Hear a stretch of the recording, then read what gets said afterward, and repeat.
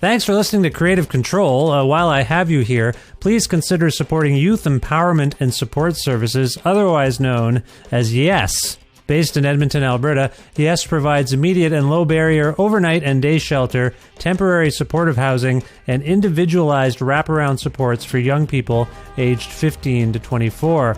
They work collaboratively within a network of care focused on the prevention of youth homelessness by providing youth with the necessary supports to stabilize their housing, improve their well-being, build life skills, connect with community, and avoid re-entry into homelessness. Learn more about how to donate or otherwise support YES by visiting yess.org. Hi, I'm Jed Bodwin, and I live in Wichita, Kansas. I am a Patreon supporter for Creative Control.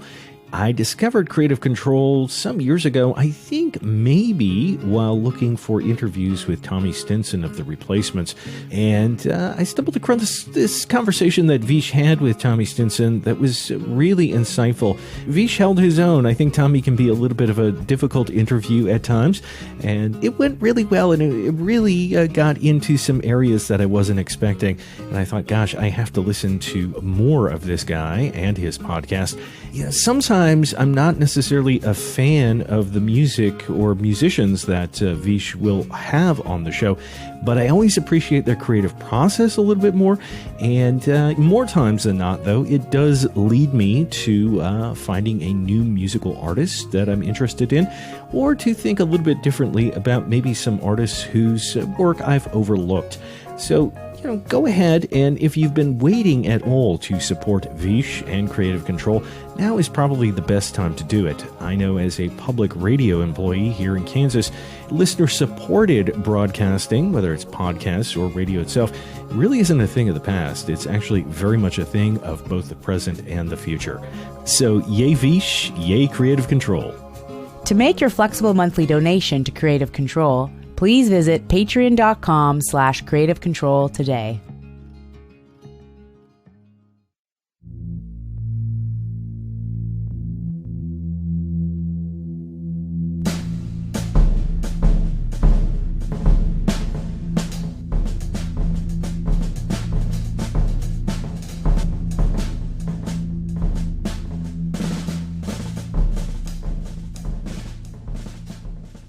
Jim White and Guy Picciotto are each talented, influential, and prolific musicians and songwriters who are neighbors in New York City. Originally from Melbourne, Victoria, Australia, White is regarded as one of the most unique drummers of his generation, who has been called upon to work with many, many artists, and is a member of bands like Dirty Three and Xylouris White. Picciotto has had key roles in Washington, D.C.-based bands like Rites of Spring and Fugazi, and is a notable producer who, in recent years, has been working a lot with White and Yorgos Xylouris and their powerfully uplifting duo, Xylouris White. For the first time in his creative life, Jim has written and recorded a solo album, which he co-produced with Guy. It's called All Hits Memories. It's out via Drag City Records on March 29th, 2024, and it prompted Jim, Guy, and me to reconvene, this time to have a pleasant conversation about things like drumming, our relationships with artifacts and memories in an age of informational saturation, experimenting with keyboards and music production, perspectives on Jim's idiosyncratic approach to drumming and ambient music, working in film and a lost soundtrack opportunity, tour plans, updates on new projects, other future plans, and much more. A part of the Entertainment One network with the support of listeners just like you who follow and subscribe to this donor-driven podcast and spread the word about it, and make flexible monthly donations at patreon.com/Creative Control, which is the primary and most reliable way for podcasters like me to make a living. And this is currently my only source of income. So if you're interested in supporting me and my work, please visit my Patreon if you have the means to do so today. Plus in-kind support from independent businesses like Pizza Trocadero, The Bookshelf, and Planet Bean Coffee, respectively, in Guelph, Ontario, and Granddad's Donuts in Hamilton, Ontario.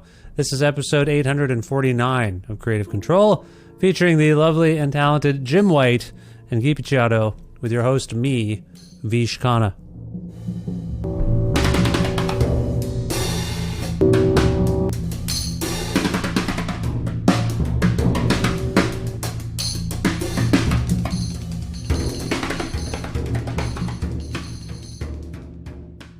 Hey, Jim, how's it going? Good, Vish. How are you? I'm well. It's nice to see you again. Where in the world are you today? Nice to see you too. I'm in New York at my home.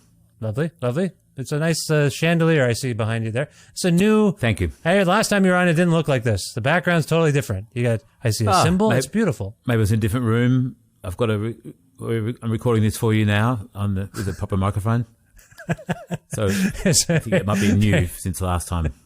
Yeah, that's very kind of you to do all that. And before we get too much further, congratulations on this beautiful new album, Jim. Thank you very much. Oh, you're welcome. I can't wait to talk about it. Also on the line here, Guy, are you there? I am here, Vish.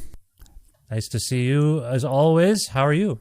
I'm very good, man. Thanks to see you as well. And thanks very much for having Jim and I on here to discuss the All Hits album. Yeah, it's great. Every year you guys are on now. I think this is a nice tradition we've started. So yeah. I appreciate you being prolific enough. We might have to make it biannual. It could be biannual or triannual. I mean, or it could be like a regular running bit on every show. I just have you both just show up no matter who I'm talking to. Is that how song it by works? song? Kind of Ed McMahon it for you a little bit, you know? Could work. Just walk-ons, just unplanned walk-ons. The guest is like, what? Guy and Jim are here. That would be great. We should do that. And then maybe one day we'll just usurp you and you'll no longer be involved in creative control and it'll just be Jim and my show. I sensed there was a nefarious end to this suggestion and I get it now. I'm being supplanted. That's great. Thanks, Guy. It's nice to have you on. Hey, by the way, congratulations to you too on this wonderful record. Thank you. Thank you very much. Yeah. So let's begin with the beginning. Jim, where did the idea for this I thought initially humorously titled album, All Hits, Memories. I thought, oh, that's funny. It's a solo album by a drummer, all hits. That's really good. Then Memories gave me a bit of pause. We'll talk about that later. Let's just talk about how this idea even came about for you to make a solo record for the first time, I think, in your whole career, your whole life. Am I accurate thus far? This is the first solo record, Jim? Correct. Nice. So where did the idea come from? I guess it's been there in the background for a long time. Kind of came out of Guy and I working together over these last many years now, and had the name pretty early and kind of learnt that it was going to be about memories and the idea of memories. And then it wasn't like, okay, we're going to make a record and we're going to start making a record now, we're going to finish. And then we did when we finished it, we did know it was finished, but it developed, Yeah. I was fumbling about to make some jokes about the title, but Memories gives it a certain poignancy. Why, when you say you had the title in mind already, what does it connote for you exactly? I think it's like all hits, obviously, all hits, because, they're going to be hits on the hit parade.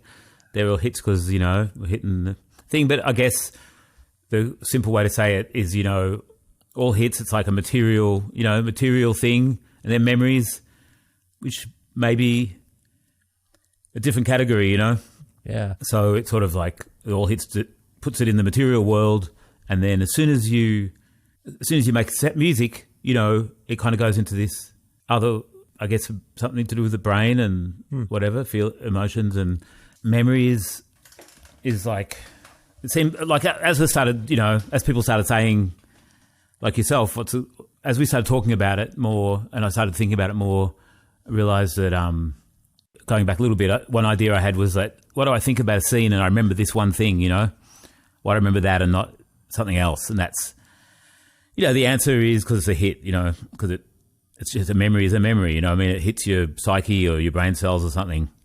So we don't really know why. But then that seems, kind of parallel to music, Yeah. Yeah. And dreams. Yeah. Okay. So something about your psyche. I know that as I've gotten older, my memories get a little blurrier. Is that a realization you've had too? Like memories are weird, man. They're intangible, but we cling to them a little bit. And then for our own brains, they start to leave our brains. They start to leave our minds a little bit, or they distort. Have you had that experience? Yeah. I mean, they were weird enough before, and now they're now they're receding into different things. Yeah, I'm chuckling about it, but I feel like I've had this conversation with other people when they're leafing through a photo album. I sound very old when I say that because most people, when they leaf through a photo album now, they're looking at a computer or something. But it gets to the point where you see a photo of yourself as a child, and you're familiar with that photo, but then the photo kind of supplants the memory. It replaces the. Like, did I even do that? I only remember this because someone took a little photo of me when I was 4 years old. Photos and memories, I feel like, I don't have a real grand point here, Jim, but I just want to say I empathize with you. This notion of memories kind of flickering in our brain a little bit. I think that's maybe present in what you're saying. Is that fair? I mean, the flickering isn't really, sure, that's the thing, but, But I you guess also kind of carry memories with you almost like, because they're like totems or and the anecdotalizing of your own past and your own memories also becomes like a positive and negative baggage that you carry with you, and certain like incidents in your past or whatever become really salient, but they also change shape and they change meaning. And then as you explore them, as you get older, you start almost focusing on, the B characters that maybe in your original anecdote you didn't have so much in your head, and then so it's a constant process of back and forth. And I feel like the record to me kind of almost transmits that same kind of thing. I've listened to it many times, and I'm still pulling stuff from the record, so I feel like it kind of almost functions in the same way. Yeah, and I know, Guy, you're pretty disengaged, from what I understand anyway, unless you have some burner accounts, you're pretty disengaged from social media. Social media, I think, has had a weird impact on our memories, or the things we want to remember. I know when I first joined, I was like, why are all these people from my high school trying to be my friend? I never even talked to this person. But then you're like, did I? Now I'm confused. Maybe I played more of a role in their lives than I remember. You know what I mean? So I think technology is also affecting technology and how we interact with it, I should say. I think is affecting our memory of what our lives were. Does that make sense to you, Guy?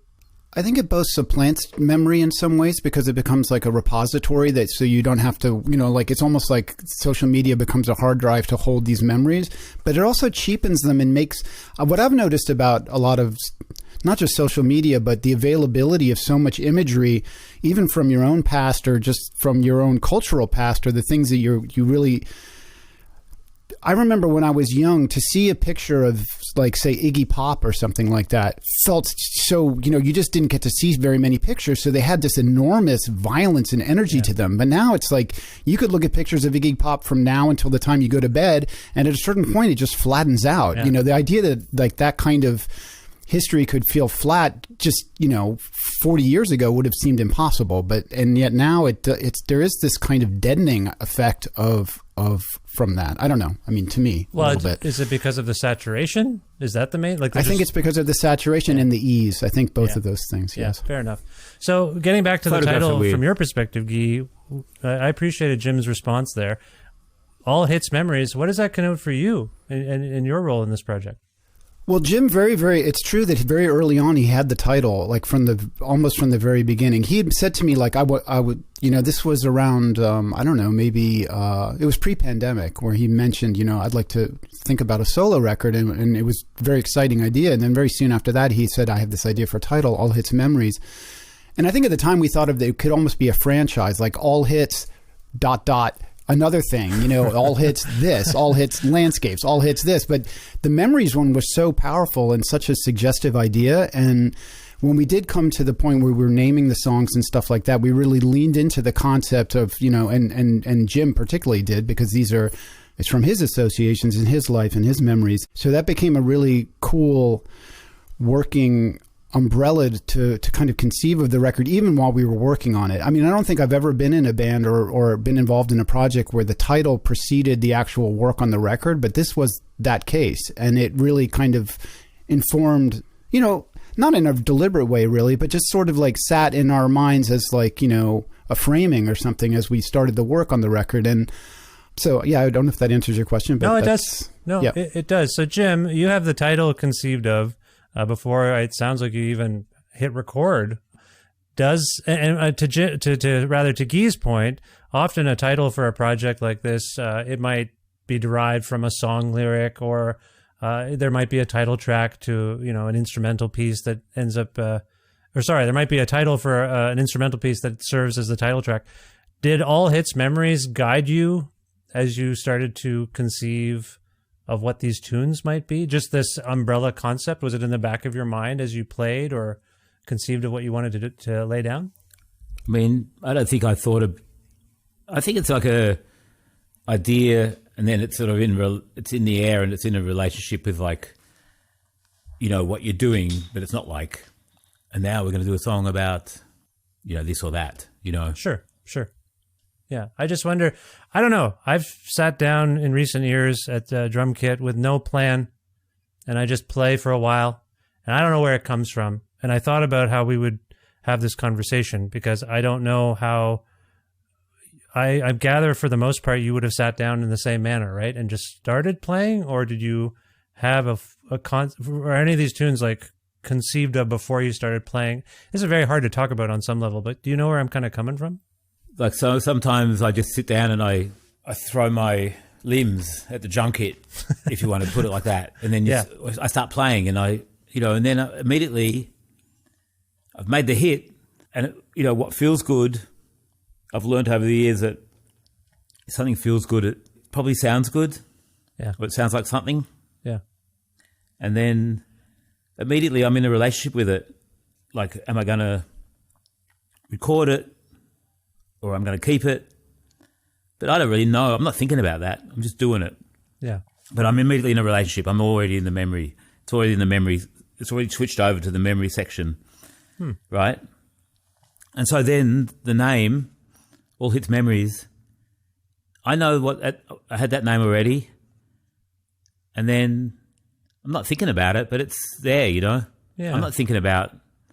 Sure, I mean, I could probably tell you why I hit my feet down in that pattern. Like, I could tell you. I mean, every phrase probably have a whole history of memories, or not, Yeah.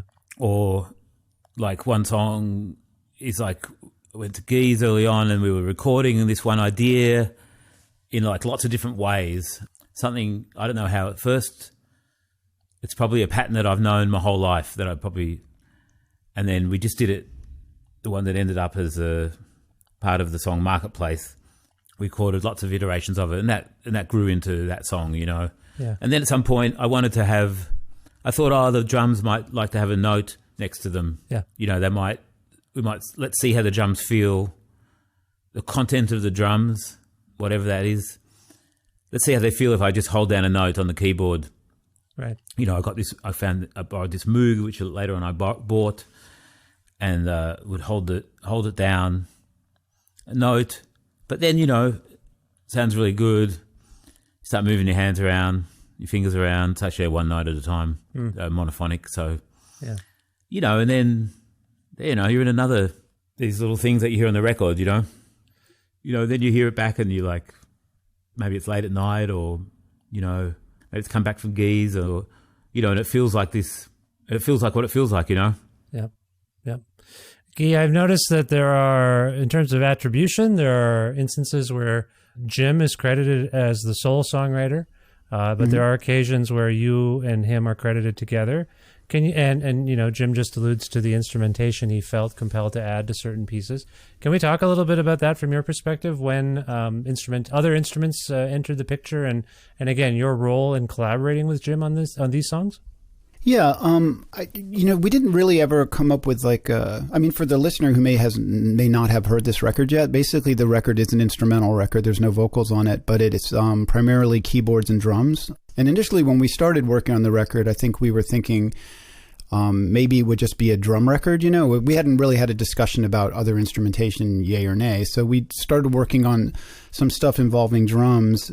And at the same time, Jim was learning how to engineer for himself. So we were working here in my studio, but he was also, there was periods of time where he was like living in Australia and not here. So we weren't able to work in the same room. So he was engineering his own drums and recording stuff and sending it to me. And then, so it kind of like, we have this like working process that's really a conversation, I think, a conversational mode of working, which I think is kind of our, we discuss concepts, we kind of come up with ideas, we send things back and forth. There's no real set way of working. But for example, a song like Long Assemblage, For example, like I think for me, what we'd done, we'd recorded a bunch of drum stuff here at the house. And at that point I was thinking almost like, could we do like a symphonic build where the entire like orchestra is just drums, you know, in different sections, and they can it be like arranged and layered so that this one cymbal part, which was recorded on its own, could be like a droning string section, and can this part be like, you know, a percussion section, and can this, almost thinking about it as like an orchestral build,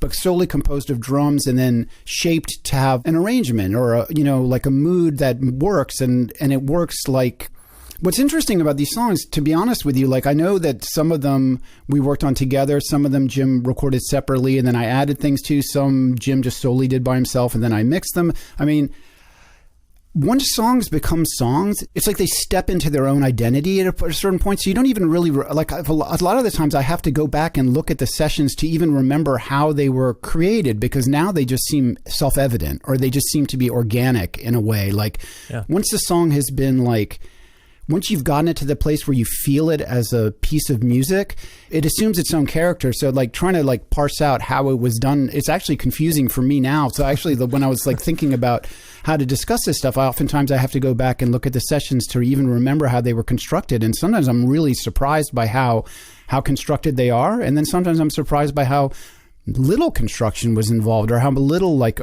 arrangement was done in the editing process. So it's a very mixed bag, but it's always this back and forth, this tennis game between Jim and I, where we're like sending ideas to each other, coming up with concepts. And I think one of the biggest things that I think both of us have been thinking a lot about is like, particularly with Jim, like having been working with Jim for so long, the sound of his playing, the physical sound of his drums, like wanting to get like, look, I think about this in terms of being a guitar player. Like when you have an individual sound that you feel is like, you know, it's like it becomes you and you become the sound in this weird way. Like it has to do with how you hit an instrument or how you play an instrument, the equipment that you use, the mechanics of it. There's all these things that go into making up a certain sound. But when you actually step into something which feels like uniquely your sound, and then you have this kind of agony of trying to get that recorded or get that, you know, evidenced. And when you're a young musician and you're just coming up and you're kind of leaving this sound that you have in your head to people who may or may not understand what you're doing and are trying to engineer it and do it, and you might not have the funds to really work on it that much, and suddenly it comes out and you feel alienated from your sound and you're always struggling to get somewhere. So I really feel like Jim has a very particular vision for his sound, and I think we share a lot of common feelings about the way certain drums can sound. And so, for example, his kick drum, like I feel like we're getting closer and closer to this ideal kick drum.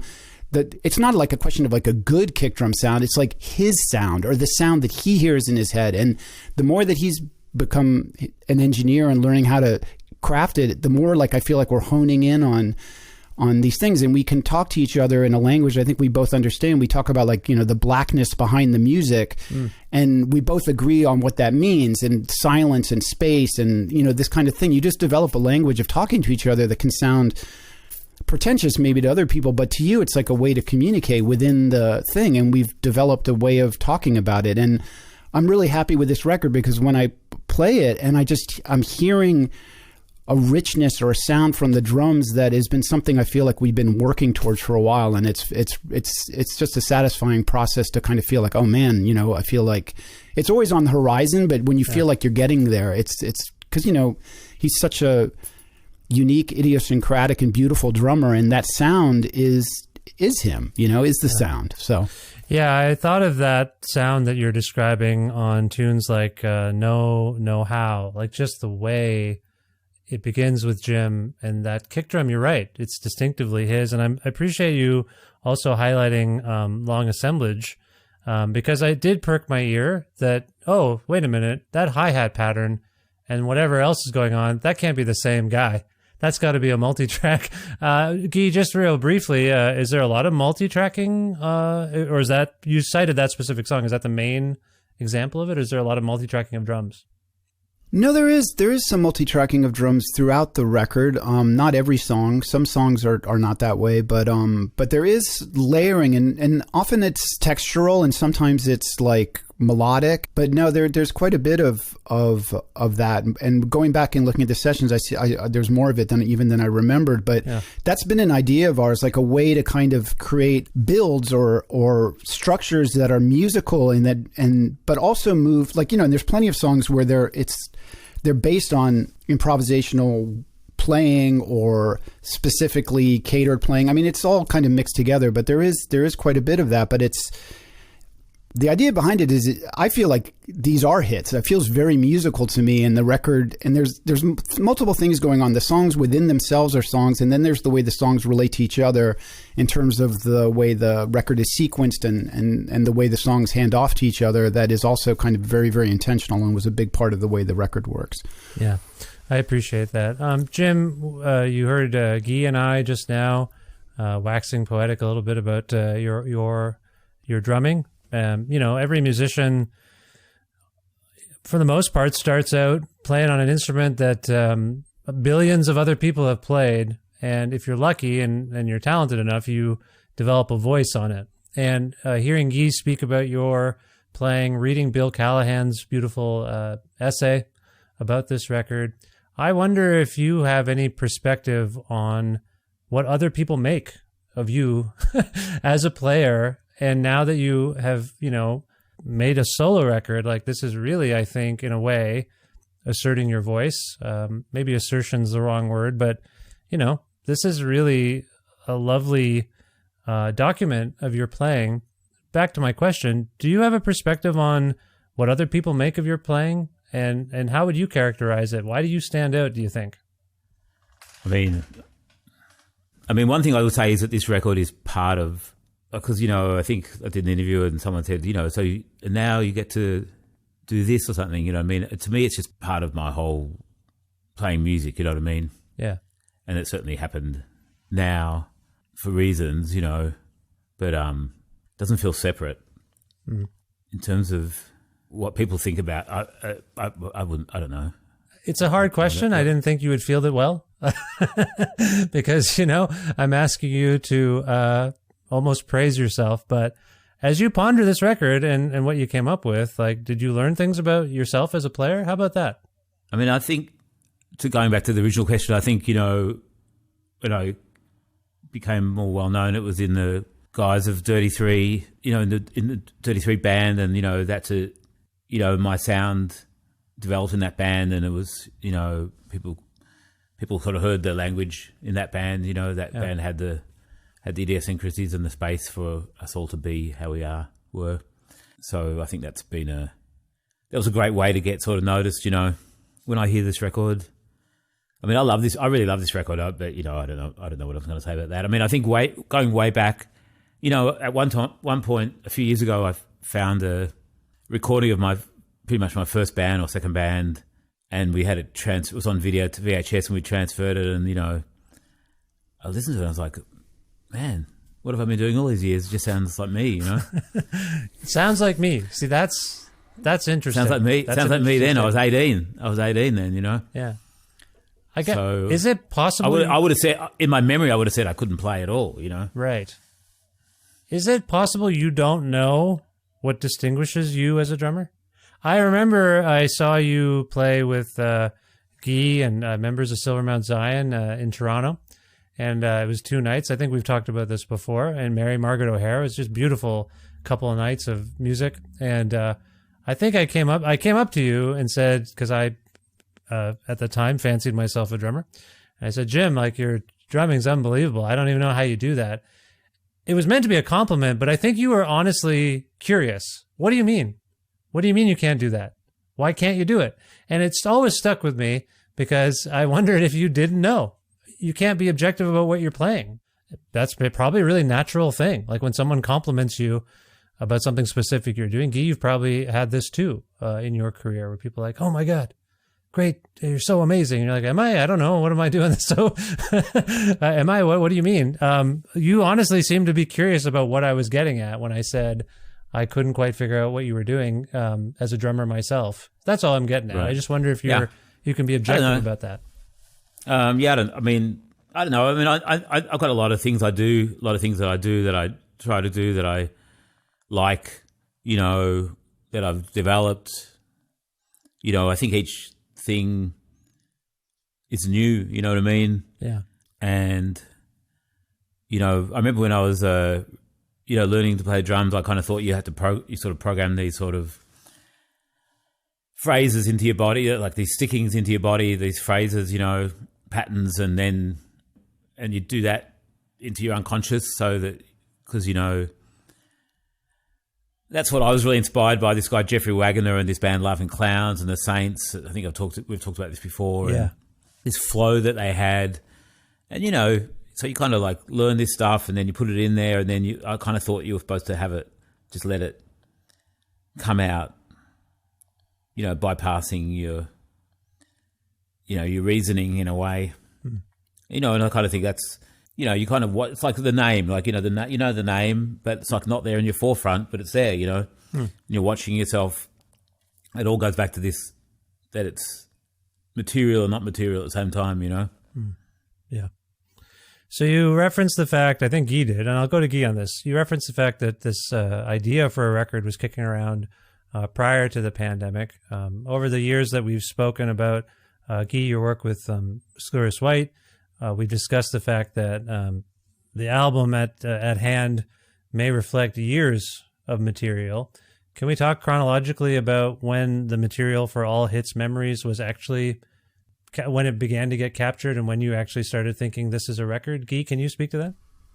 Yeah, I can. But first I'd like to just say one thing about the thing you were just talking about in terms, because I think when you talk about people, like there's like technique, yeah, then there's attitude, and those are like kind of different things. Like certainly Jim has techniques that he's developed and learned over the time, but he also has a really unique attitude towards the way he approaches his playing. And yes. And, you know, there's like when you play with people, you really learn about how they listen, how they feel time, how they surge and pull back, and how they, you know, how they know how to ride energy and stuff like that. So it's like you can, you know, I've worked with a lot of different musicians, both in bands and also engineering and producing people. And you really like, you develop this like understanding, and, you know, you start to develop, you know, always just such a respect for what individuals bring to things. So I think the question you're asking, Jim, is a really complicated one, because it involves, there's so many things that combine to create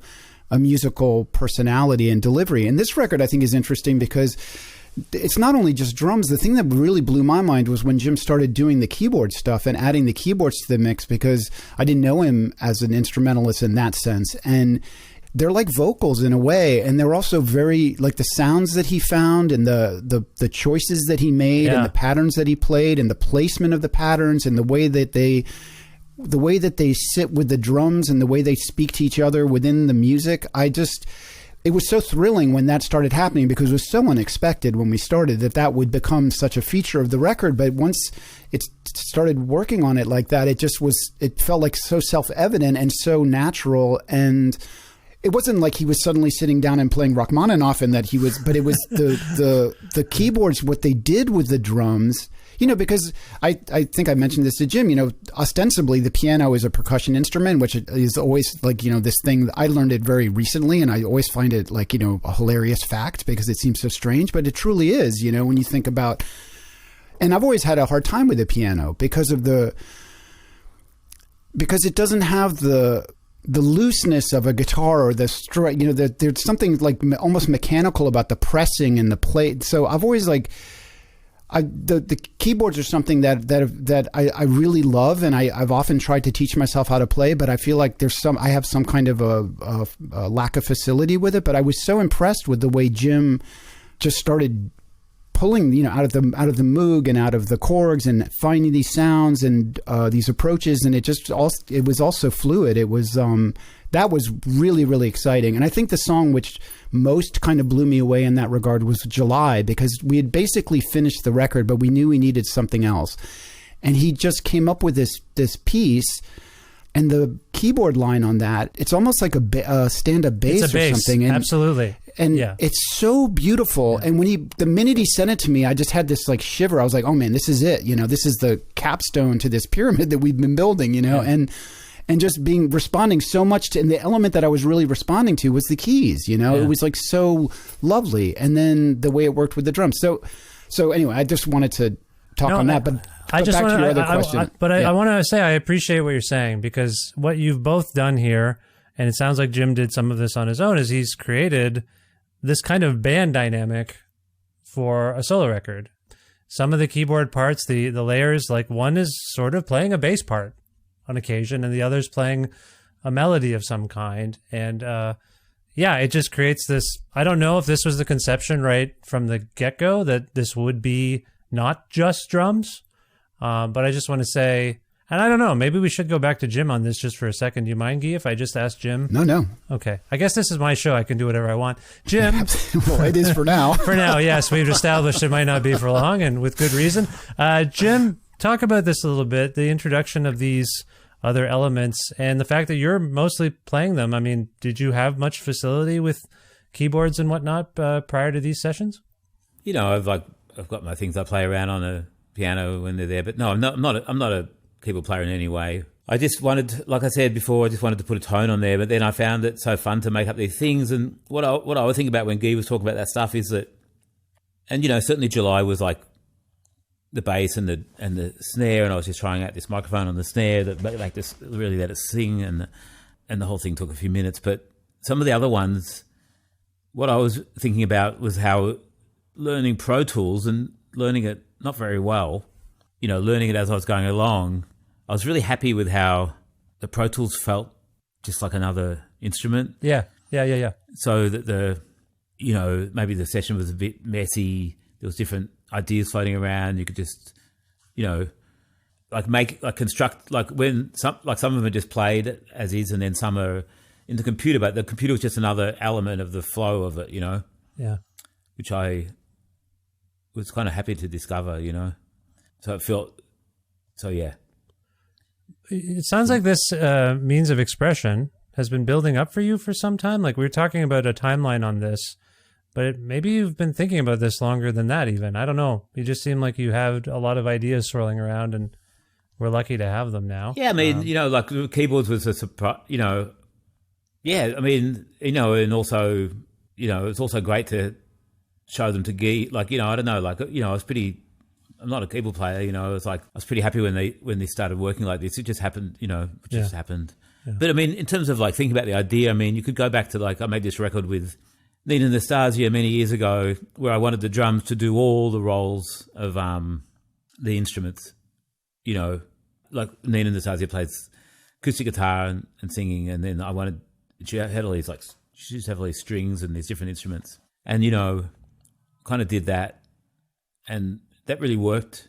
And then between then and now, I did this thing with I went and saw this dancing once when Dirty Three and Cat Power were playing in California, and the lighting person was involved in the ballet orchestra kind of thing or whatever. We went down there to check it out, and kind of had this real feeling about the bodies. It was like this piece where it was just the bodies had this kind of feeling, like the lights on the bodies of these dancers felt like what you feel when you hear music, So over the next few years, I sort of realized that there was this great dancer in my social mist, and and Eve Sussman and visual artist and Claudia de Sopa-Torres and myself, we made this thing. And my idea, everyone had their own perspective, right, of what we were trying to do. But my idea was I wanted to have this sort of melody move between the voice, between the drums and the movement, and I'm not talking about accompanying it, not like I'm talking about going linearly between them, Whether that happened or not, I don't know. It became something else, as these things do, Yeah. But yeah, I mean, so maybe that's answers your question about if it, maybe it's in the air. Yeah.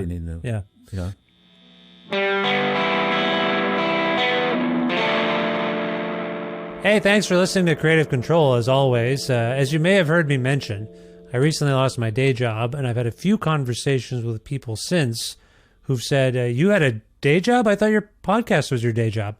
When I explained why it hasn't been my day job to a friend, he suggested I should share some of this information with people like you listening right now. So, in short, unless they have some giant exclusive $1 million contract, podcasters are not paid to make stuff by companies like Apple and Spotify. Podcasters do not make any money from streaming royalties. Ad revenue is dependent on a certain threshold of downloads each month, and even if your show is accessed 30,000 times a month, the income you get is actually really minimal. So podcasters like me usually make time in our lives to support our communities and our interests to make these shows, and our most reliable source of income for this work is in fact crowdfunding. In my case, it's my Patreon. So if you'd like to receive ad-free episodes earlier than everyone else, regular newsletters and blog posts, bonus audio content, and support my work, quite literally, please visit patreon.com/creativecontrol today.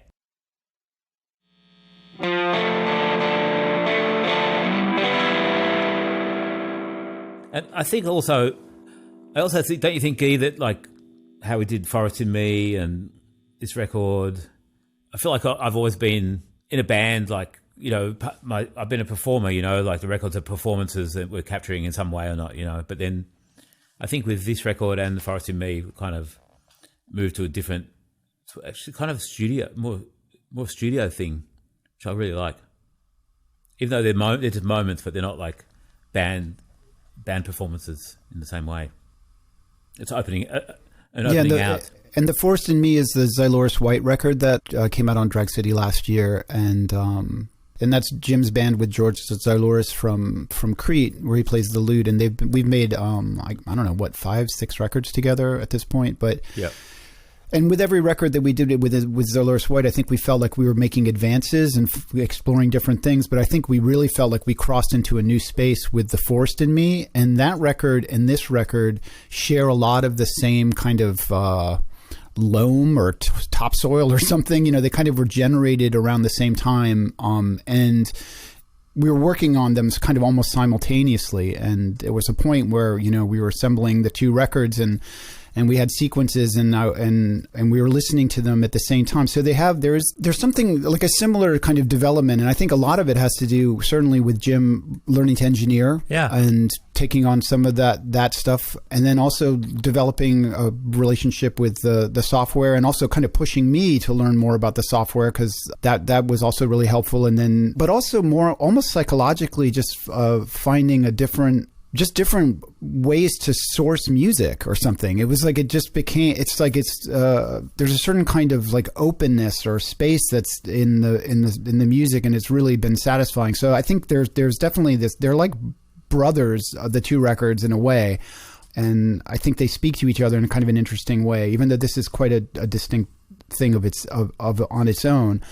But so the timelines are very similar. Like we started working on material for both at the end of 2019 and then into 2020 and then into the years that followed. I mean, like this record, I mean, some of the earliest material, I think like Long Assemblage and parts of Marketplace and stuff like that, those were things that we were working on for a while early. And then there's like other pieces that were done, like July, for example, I think was the final thing that we did. And then...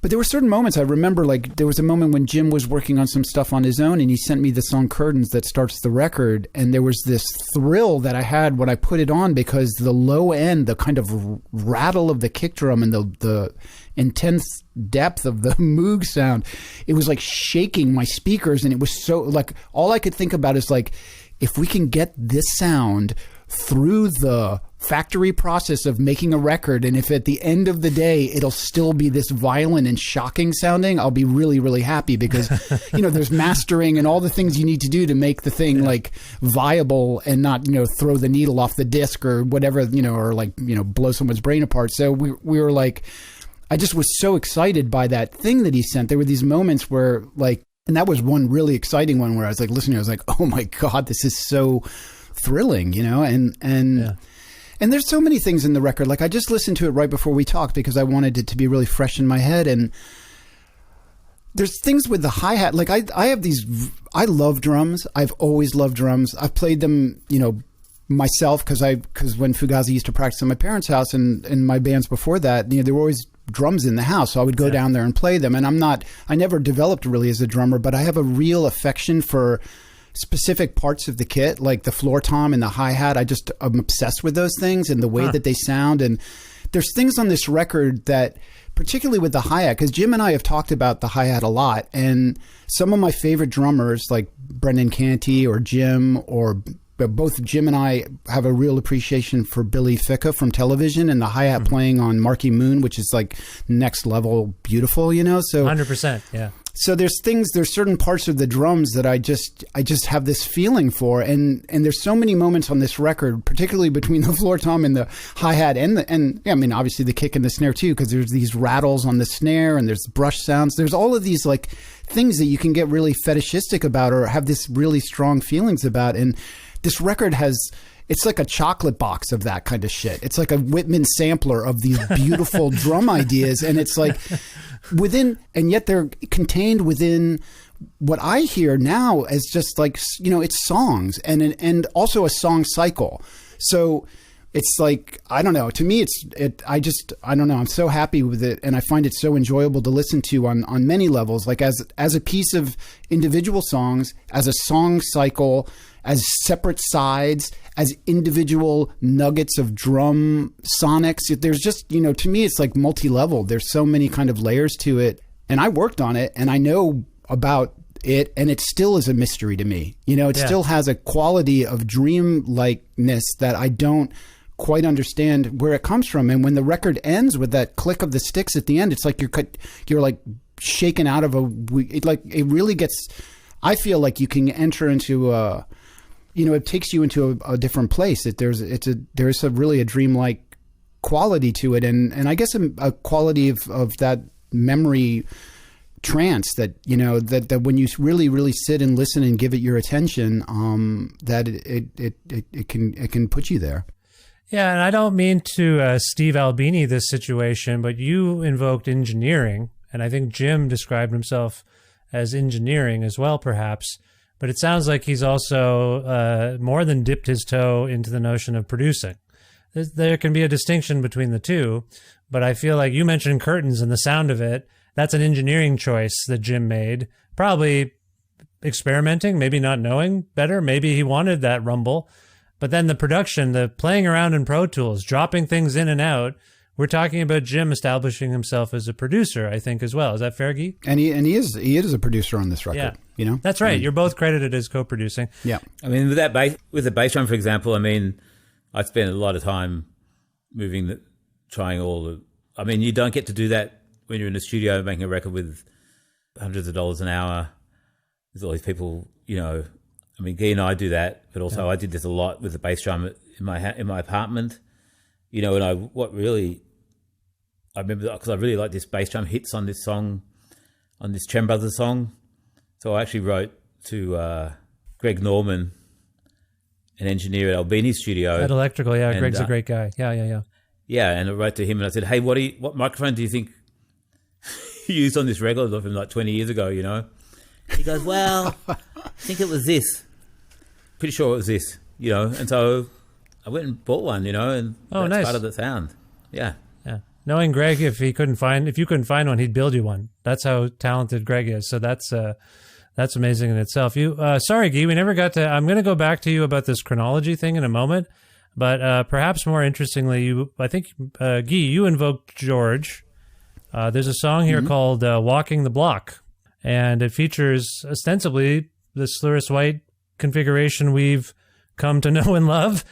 George, Jim, and Guy working together. This song, to me, I don't know, it makes me feel like I'm in crosstown traffic or something. It has this droney buzz to it. Just to clarify this for my own interest, what is the origin of that collaboration? Was it made for this record, or is it something that, not to suggest it was leftover, because that sounds unappetizing, but is it something that stems from sessions you had prior to working on this record?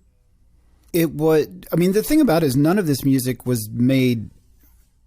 Well, that's actually not true. But the intentionality of some of the early parts of the stuff that we were working on, it was unclear. We were just working, and making songs and making sounds. And we were, at that point, the pandemic was in full glorious swing. So we were separated, and we had Jim and I had recorded a bunch of stuff in this kind of flurry of days, and that was a beat that we had kind of conceived of as this upbeat thing that we were working on, and we had a bunch of different versions of it. And at some point, we sent it to George and Crete to fuck around with, just as like, see what he had. And he sent me back ideas with lute and ideas with lyra and all these different kind of things, and we just kind of combed through those. And there was just one lyra drone that he had put on there. The lyra is a small bowed instrument that is, it's really small. It's like, like the size of a small baby's forearm or something like that. And it's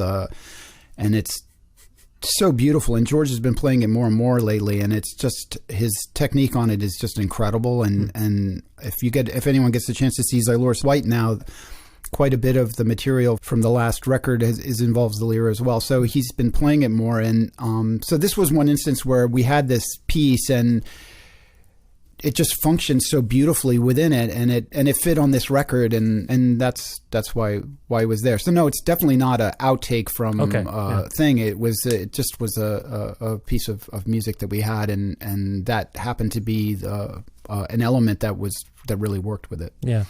I appreciate that, and I wonder. It's from the scene. It's from the scene in the what's that movie called? Do you remember? Road by Alan Clark, is it? Oh, yeah. That's Alan where Clark, that's where the title comes from. Oh, there's this scene where it's a play, one of those sort of British TV play dramas. He's an incredible film director. He made that one about Scum. football. I think one of his more famous movies is Naked, but he's really famous for these tracking shots of people walking long distances and just really, really long tracking walking shots is kind of his signature. But I'd forgotten that it came from that. That's because that's something again that Jim and I have kind of bonded over, is that guy's movies. And you saw them in Australia, on the BBC or something like that? No, I remember Jim saw it at the film anthology. Oh, okay. Was that Christine, the one about the heroin addict kids walking back and forth between the houses? It was the one about that town that was like totally down and out, and they would just sort of hang out, going out and walking around. He did a sort of soliloquy in that sort of walking the block, and then there was a double feature with that one about the football hooligans. Right. Yeah. Made in Britain, I think it's called. It's fascinating to me that you've both invoked cinema or film, because you have done some scoring work. And to be honest, of the pieces, Walking the Block was the one that most sort of, I don't know why, for me, I was like, maybe this is from a Jem Cohen project or something they worked on. It felt like I felt an attachment to some sort of visual that I couldn't see with that particular tune.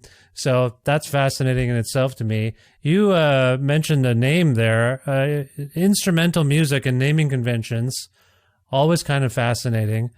We've been talking about a song called July for some time, and unless I have a typo, is it Jully, Jim? Mm-hmm. What is this? What is the spelling? So it's not the month that we're familiar with. Forgive me if I'm being an idiot and I just don't know what this means. It's fine. What's the double L? It's winter in Melbourne and summer in New York. Is July with two L's? One for each. There's two Julys. They're quite different. Really? Wait a minute. You have two Julys? Well, there's one in Melbourne, that's winter. Yeah. And there's one in there's one America, here that's summer. I see. Okay. So did you make that up? Or is that commonly known as having two L's? No, I made it up. Okay. It could have had two J's, two U's, two L's, and two Y's, I guess. It could have been July. That's okay. See, I'm kind of glad I asked that. I mean, and there's evocative names. St. Francis Place Setup, which, we're talking about George's inclusion here. I think the only other occasion with a special guest. I hope I'm saying his name right. Is it Ben Boy? Yeah, Ben Boy. I just, I was stuck inside at one point in the pandemic, and I just wrote to Ben, he's a friend of mine, great piano player, and I just asked him to record a few chords, just single chords, just play the chord and then wait till it stops and then record another one, and just so I had something, because I was stuck in this room, I just wanted to, and I used two of them in that song. Oh, okay. Yeah. Okay. And how do you know Ben? I know him through Emmett Kelly, who I play with in the Double. We have a band called The Double. Yeah, he's a just been around Chicago and LA. He's, a good friend and musician. Yeah, he plays with Will and other mutual Correct. friends, I'm sure. Yes. Yeah?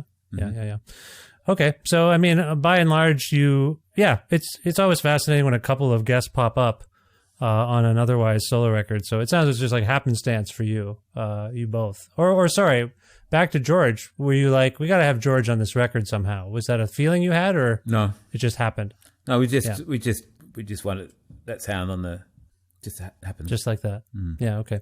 So, Guy, back to my question from 35 minutes ago about how things started. Yeah. Sorry. But it's interesting. Once again, let me reframe your question a bit, because you asked about films and film soundtrack. And in fact, that was part of the origination of a lot of this new approaches was Jim and I, we've worked with, like you mentioned, Jem Cohen. We've worked with him on film projects before, and we're really quite interested in working with film and music in a way that's more interesting or something. And we talked about the idea of doing soundtrack work. And actually, around the time that this whole thing was bubbling up, we did get approached to work on a film by the actress and director Maggie Gyllenhaal. Oh, wow. Who made this film, The Lost Daughter. So she was interested. She'd heard Xylouris White. She was filming her movie in Greece.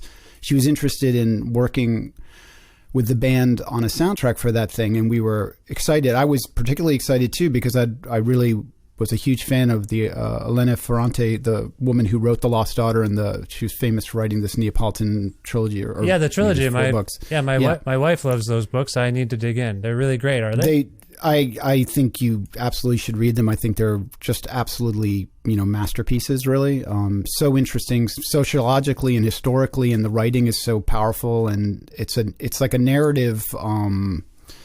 It's really kind of addictive reading, but But we were really excited, and so this was at a point where we were all once again kind of sequestered in different parts of the world, but we got to work at putting stuff to the film, and ultimately it didn't end up, we didn't get the job or whatever, and we still don't know why exactly what happened, but I think maybe they were under a time crunch and they had to work with in quotes professional person or something like that, so it ended up not working, but we never really found out why. But the good part of it was, I think it really, that kind of intensity of work that we generated for it, and the way I think it really kind of forced us to learn how to work in this new manner, and it opened up all these kind of possibilities. So I feel like there's something really interesting about ambient music, and there's something really interesting about soundtrack music, but there's also sometimes this feeling that it doesn't, that it can't walk on its own legs in some kind of way. So I really feel like there's got to be a place for music that has that kind of, expansive, or maybe more, I can't think of what the word is, but like it elucidates things in you, but it doesn't necessarily need some kind of external thing in order to stand on its own or whatever. And so because I think, Jim, we talked a lot about Brian Eno's ambient music, and for me also, another parallel that I think about quite a bit in relation to this record, even though it's quite different, is, I don't know, are you familiar with Moondog, the street musician and composer from the 50s and 60s? He was a blind street musician in New York City who put out some records and was actually quite an incredible composer. And a lot of it is percussive. And then occasionally there's other instruments and some singing as well. But his stuff is really kind of rhythm-based and so musical and so enjoyable. So I thought there were some parallels with that as well. But anyway, so that was all in the mix in terms of this chronology. We were working on film stuff as well as the film that became The Forest in Me, and also the record The Forest in Me. So there was a lot of projects, I mean, almost too many projects to believe, all happening at the same time. We were working on the solo record, we were working on the Xylouris White record, we were working on multiple film projects. It was just a really rich time, and I think all of these kind of projects kind of informed each other. I think for anyone who's heard our previous conversations, or you guys talk about your work together before, this is not going to come as a surprise. There always seems to be a little bit of juggling going on, and then each of the projects seems to inform the other on some level. You just invoked ambience. If memory serves, and forgive me if I have this wrong, Jim, there are pieces here that actually don't, it's called All Hits. Are there pieces here that actually don't have any drums? It's just you playing keys and synths, is that right? No, there's a song called Soft Material that is predominantly keyboards, but there are some drums. Right. There are drums on there as well. Okay, sorry. Maybe either my memory or my speakers aren't working, because I thought, I don't think I hear him very much going on. And then I think Uncover Up has a particular ambience too. You have an interest in what Guy was saying, I suppose, Jim, this notion of creating tones with the instruments you have. Yeah, there was like, so there was these cases where I was like playing the tunes on the keyboards, and there's somewhere I'm trying to match the tone of the floor tom with like, I'm just noticing that there's something going on there, and I'm sort of, mixed it in to be lost, sort of joined up somehow. But yeah, it does seem like Brian Eno would be something you could talk about in regard to this record. It's got nothing to do with Brian. It's like, it wasn't made in any way about that, but then once we try to contextualize it, we're going to bring that in, Sure, I see. Yeah. To me, the record is, it's great to hear Guy talk, like, because it does seem so like a dream almost, you know what I mean? But yeah, there's different ways of, no, I've got anything else to say. I'm going to bail on my attempts to talk about when things started, because I think we've covered a lot of ground here. Jim, do you have a sense if this project is going to prompt you to try something like this again? Another record of your own? Yeah, I think yes. The short answer, yes. Yes. How how fleshed out are those plans as we're speaking, Jim? Guy and I have started working on some, both been working on some stuff, towards that, talking about it. Guy, can you shed any more light if I prod you? Well, since Jim and I started working together, 10, 11 years or whatever, something is always cooking, you know what I mean? Like, we're always have ideas, we're always sending ideas back and forth, talking about ideas, conceiving of things to do, just going for walks and talking about what to do. I mean, Jim is he's got incredible stamina and energy, and he works on many, many different projects simultaneously. And I'm always kind of astounded by the variety of stuff that he's doing and the stuff he's involved in. But there's always this thread of us working together, and it's just it's never not been fruitful. You know what I mean? It's just one of those things. It's amazing. I think the experience of being involved in music is always surprising to me, and I think it's been surprising me ever since I was 15 years old. And the very first time I ever collaborated with someone else, that's when I really realized that for me,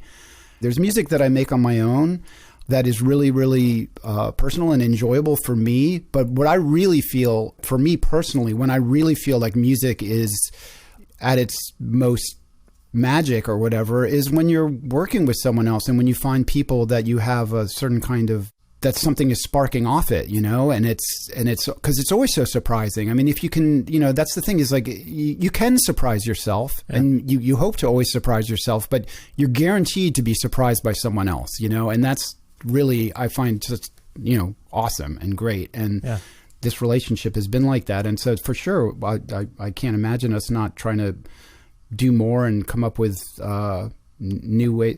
And Jim really has been pushing me. I think in some ways I'm a reluctant technician, but Jim's passion for finding the right sound and pushing and developing ideas and modifying the studio space here and modifying the approaches and stuff like that. It keeps me honest, it keeps me kind of invested and kind of pushing against my own, calcification on that stuff.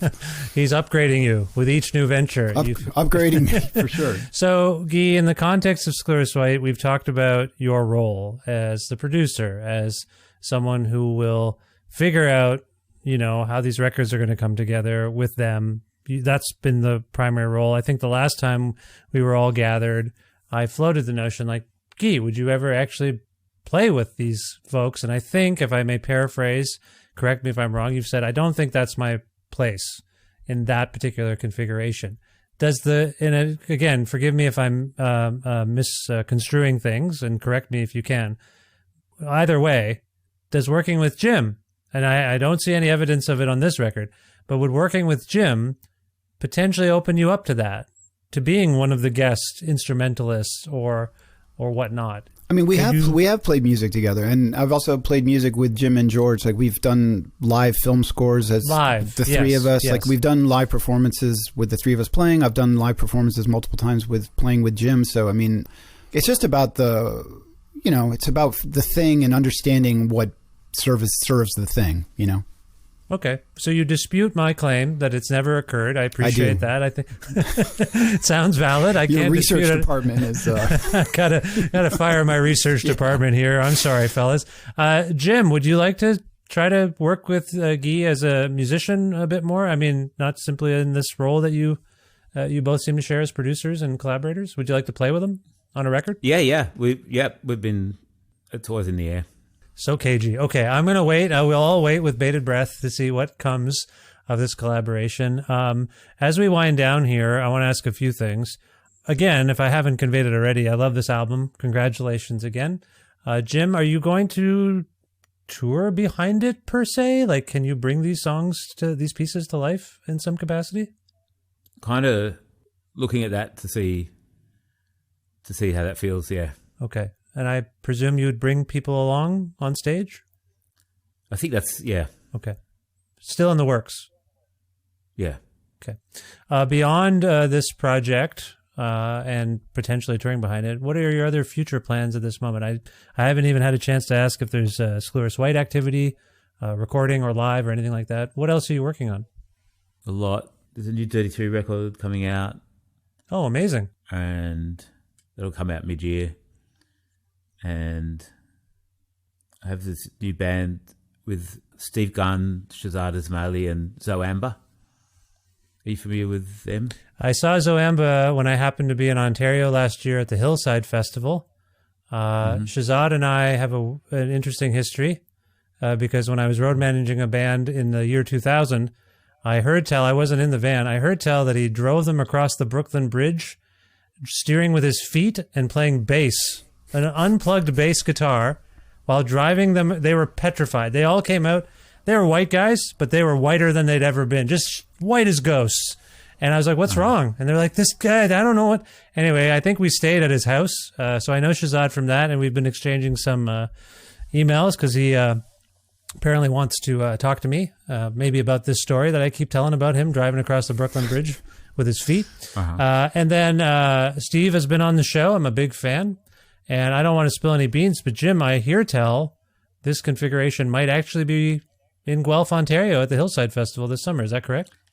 That's correct. Yeah. That's not announced yet, but that's the word. Yeah, that's what I heard too, and I'm contemplating a ticket home, back to Ontario at least. I'm in my home, I guess, begrudgingly.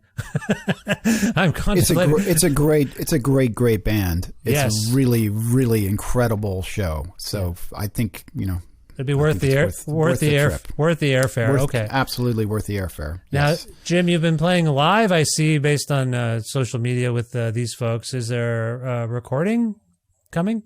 Yes. Yeah. Okay. All right. I appreciate the little glimmers of information, but this is all very, very exciting. That's great. So you got a full calendar as always. Is that fair, Jim?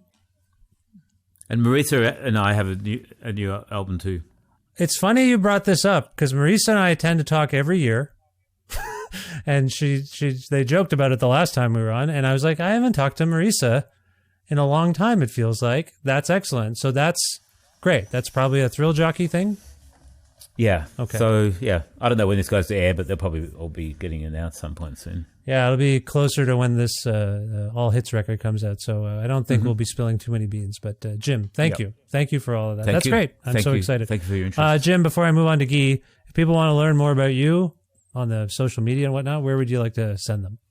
Oh, I have a website, if I remember to update it, jimwhitedrums.com. Okay. That's the central hub these days. Yeah, hopefully. Yeah. Yes. Everything crumbles. Okay. Guy, similar questions.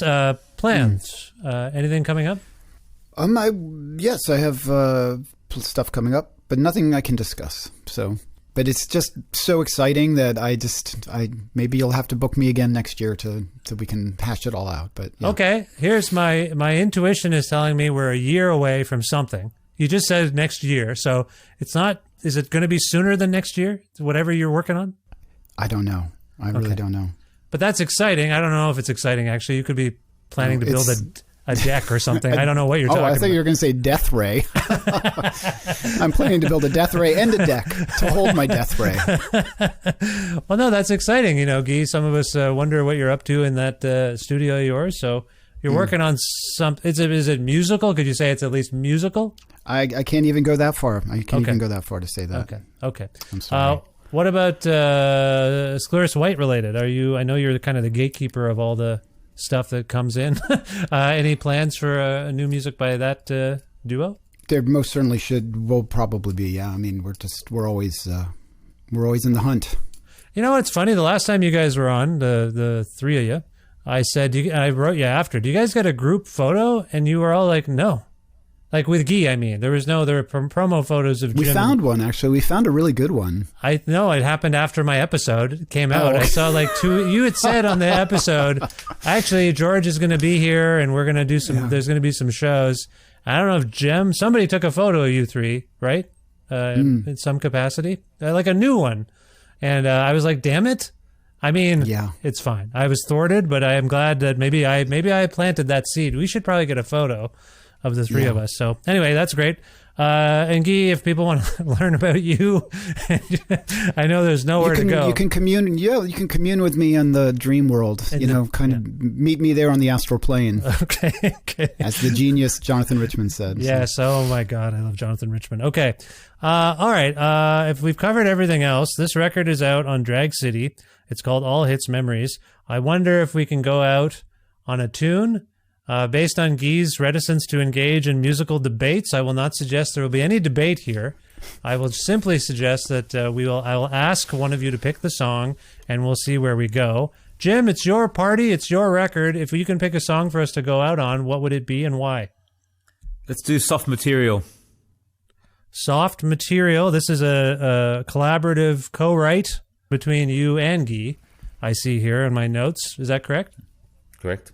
Yeah. So how does I didn't really ask you this, and I don't want to go on and on. When certain songs are attributed to the both of you, let's focus on this one. How do you work together on this particular song? Guy, I'm going to go to you. What's the nature of the collaborative framework of Soft Material?